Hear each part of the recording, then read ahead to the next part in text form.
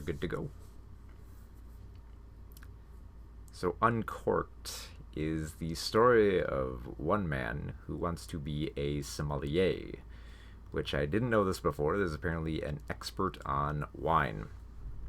The only problem is that the young Elijah, played here by Mamoru Athi, I think I'm saying his name correctly there, he wants to get involved with wine, but the problem is his father, Lewis, played by Courtney B. Vance, is he has like a rib business.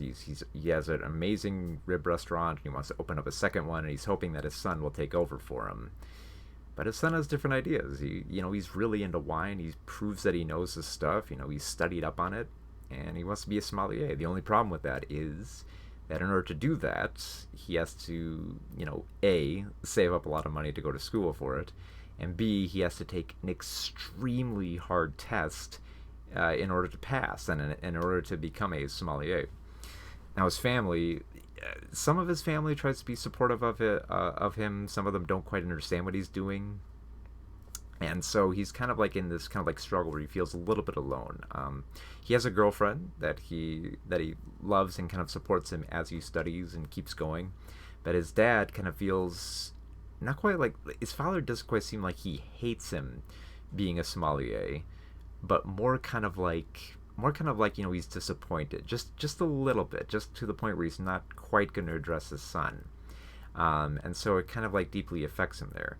And then you also have tragedy that befalls the family. One of them is afflicted with cancer, and so then it makes his journey all the more tough. Basically he's got to study, he's got to spend a lot of money to make this all work, and then just there's problems with his family that keep popping up all around him. And what's so great about this is that Elijah tries to basically take everything in. Like when his family is hurting, he tries to come there. He tries to come to their aid. He tries to help them. Like if one of them's affected by cancer, he tries to rush right home to them. Like if the restaurant is in trouble, if it needs some extra help, he's there. He tries to do as much as he can and just keeps plugging away at trying to be a wine expert. And yeah, it's a bit of a struggle for him, but it also has like some sincerity and sweetness. The way the family comes together here, it never feels like the family is all that like bitter, like angry at each other. Just a little bit of like bitterness, the way that they don't quite see eye to eye, but still try to. Like it always feels like Elijah is struggling to just sort of just be right there in the moment and be there for his family whenever he can. So there's this relatable nature to him, the way that he struggles to make this career that he wants to pursue work and make it pay off for him.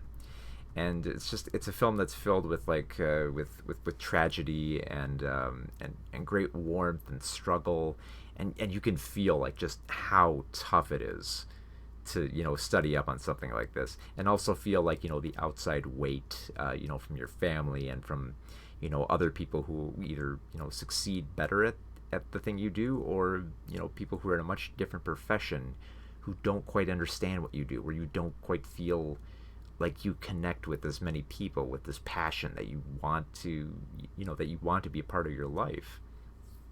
I really enjoyed this. This is the directorial debut by Prentice Penny, who also wrote the film as well, and it does have some remarkable dialogue that hits just the right notes here. The direction is fairly slick. It gets us right into this world. I love the little details of Lewis's restaurant. Just the brief shots here and there, the preparation of meat, the morning routine, the decorations up on the wall. Like you feel fully engaged with that world just as much as you are with Elijah's. When at one point Elijah goes out to Paris to study a little bit more. So we get the view of both their worlds and get to understand them.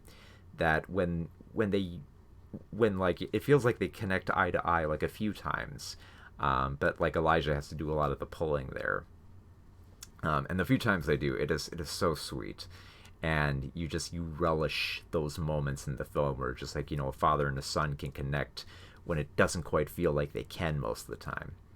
A little bit of a spoiler here, but I kind of wanted to mention it, is that the way that the film ends is that it doesn't quite have an ending per se. It kind of more or less ends with Elijah not quite realizing that dream, but still plugging away at it. Um, and I've noticed this. Like I've noticed like a few Netflix films, stuff like See You Yesterday, kind of have like a similar ending, where you're still, plowing away at your dream.